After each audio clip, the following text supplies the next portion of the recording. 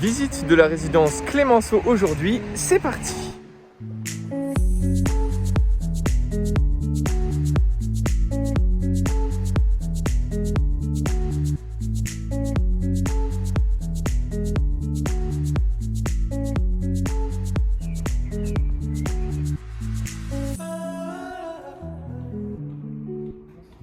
Voici le hall d'entrée qui est le lieu principal de la vie de l'établissement. Les résidents peuvent venir s'y installer, discuter, il y a aussi certaines animations qui se passent ici, ou encore des activités sportives et de remise en forme.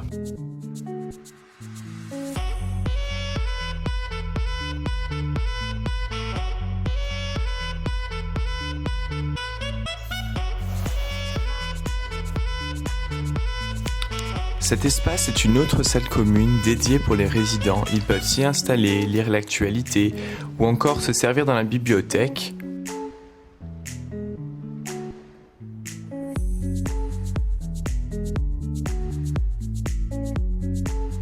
Des séances de rééducation ou alors de motricité et de tonus musculaire sont ainsi proposées toutes les semaines aux résidents.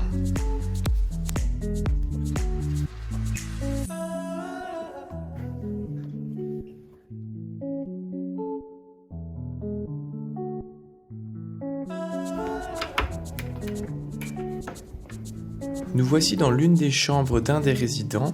Ces derniers peuvent, comme vous le voyez sur les images, adapter et personnaliser la chambre avec leurs effets personnels et selon leurs envies et leurs besoins. Les couleurs sont chaudes, un petit peu pour rappeler le confort qu'ils avaient à la maison.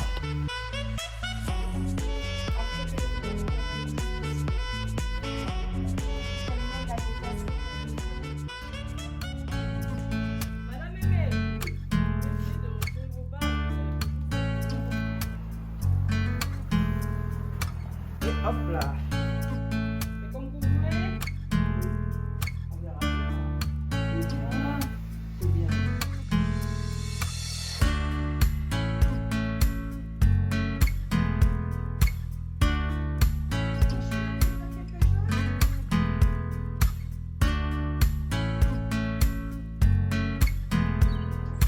Nous voici maintenant dans les jardins de l'établissement.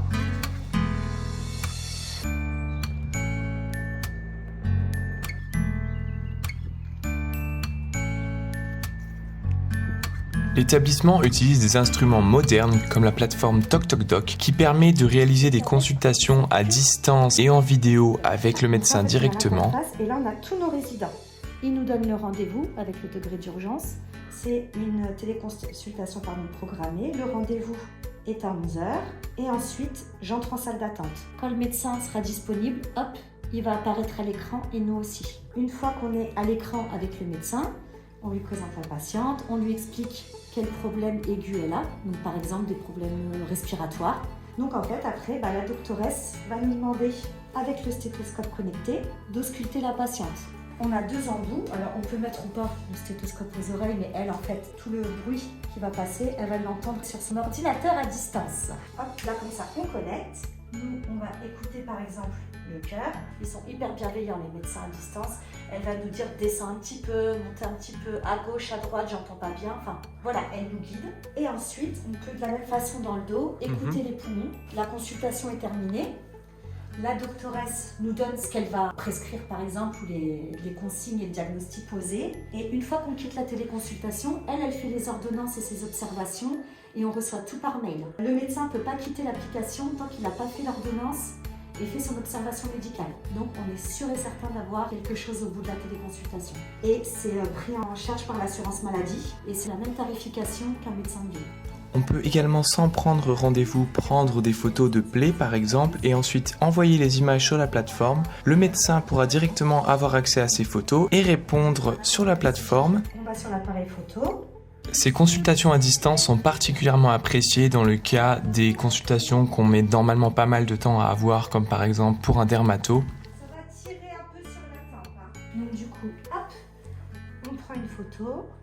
Hop, on va entrer en salle d'attente et pendant qu'on entre en salle d'attente, on peut télécharger les photos qu'on a prises. On peut être amené aussi, par exemple, quand les médecins nous font des courriers pour la consultation, on prend en photo le courrier du médecin de façon à ce que le spécialiste ait le courrier du médecin. Mais c'est génial ce truc.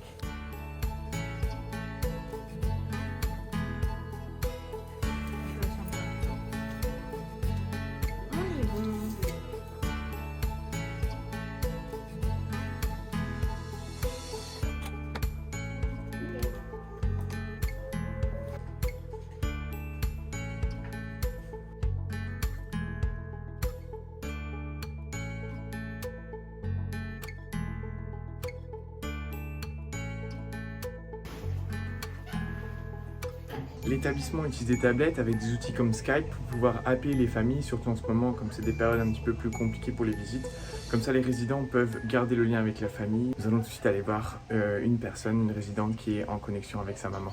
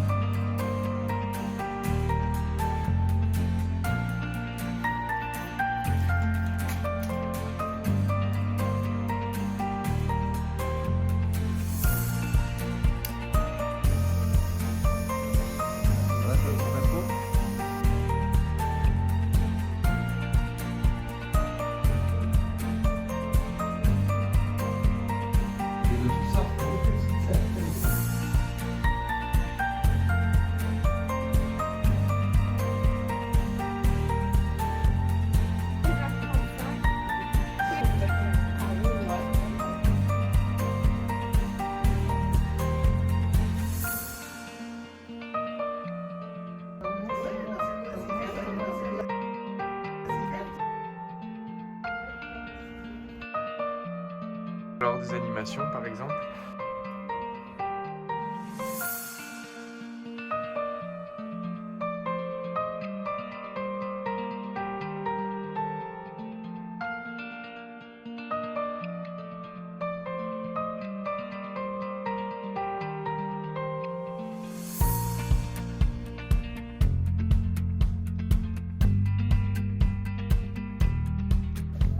Allez les jambes, mesdames.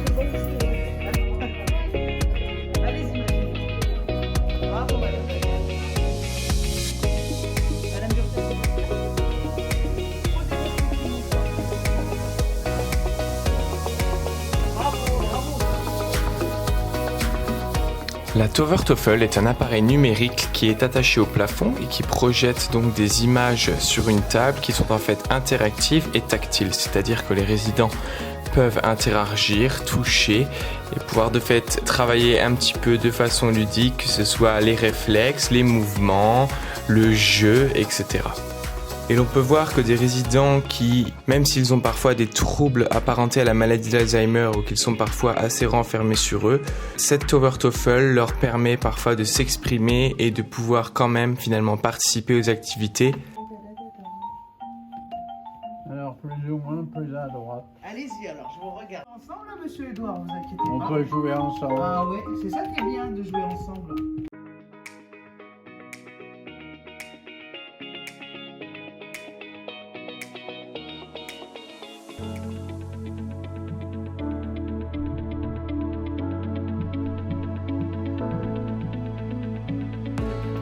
L'établissement est en train de complètement réhabiliter la salle de kiné en rachetant de nouvelles structures et en agrandissant l'espace. En effet, le pôle kiné et de rééducation est extrêmement important pour les résidents qui ont des problèmes de motricité ou qui ont eu des chutes par exemple. C'est un point essentiel pour leur réhabilitation et pour qu'ils puissent remarcher et ne pas se laisser aller. Et le simple fait d'avoir un projet avec un kiné, un projet de rééducation, leur fait aussi continuer d'avoir un cycle de développement et leur donne un petit peu plus de force. C'est essentiel pour les personnes âgées car comme on le sait, elles mettent plus de temps et elles ont plus de mal à récupérer. Non, mais c'est bien, mais ça là, vous progressez. Marie, l'ergothérapeute, organise également des séances de relaxation, des séances d'accompagnement pour apporter un petit peu des périodes de calme et pour venir apaiser les périodes stressantes. Par exemple, un résident va bientôt avoir une opération, il est un petit peu tendu, stressé. On va lui proposer ce genre d'activité pour le relaxer et pour lui expliquer que tout va bien se passer. J'ai vraiment pu observer lors de cette séance que les résidents et les patients appréciaient énormément cela, que c'était une sorte d'exutoire pour eux, ils se laissaient complètement aller, complètement guidés par Marie qui les guide avec sa voix, qui met de la musique, qui met plein de choses en œuvre pour qu'ils s'évadent tout simplement.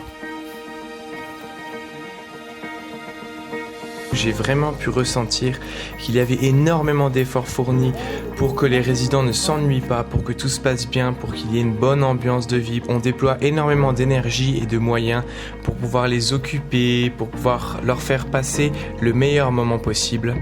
Je rappelle que je ne suis resté qu'une seule journée, c'est dire à quel point on prend le temps pour les résidents ici à la résidence Clémenceau.